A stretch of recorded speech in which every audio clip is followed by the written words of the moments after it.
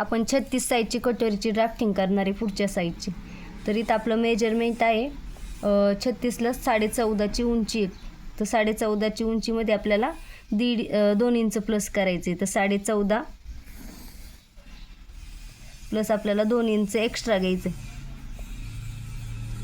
म्हणजे 16.5 इंच घ्यायचं. त्यानंतर इथे शोल्डर घ्यायचं आपल्याला.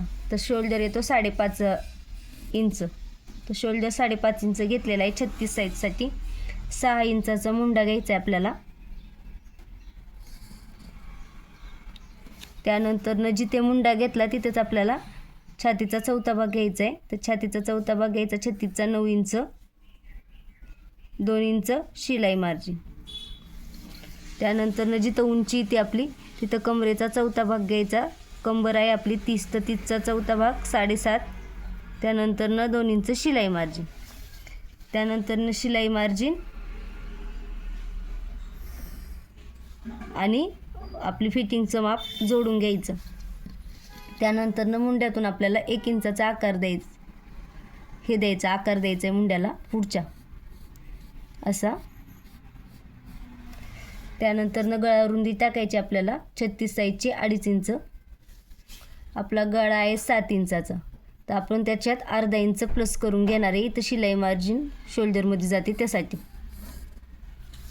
त्यानंतर इथं 2.5 व खालच्या साईडने सुद्धा 2.5चा बॉक्स करून घ्यायचा व इथे 1 इंचाचा आकार देऊन गळ्याला गोल आकार देऊन घ्यायचा.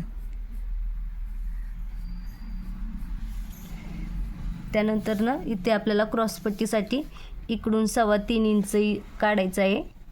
इकडून सुद्धा 3.25 इंच व सरळ 3.25 इंचाची शिलाई टाकून घ्यायची आहे आपल्याला. त्यानंतर इकडे हुकलूकच्या बाजूला वर अर्धा इंच आपल्याला एक्स्ट्रा घ्यायचं आहे व इथे 3 ते 3.5 इंचापर्यंत आपल्याला असा कर्व शेप द्यायचा आहे.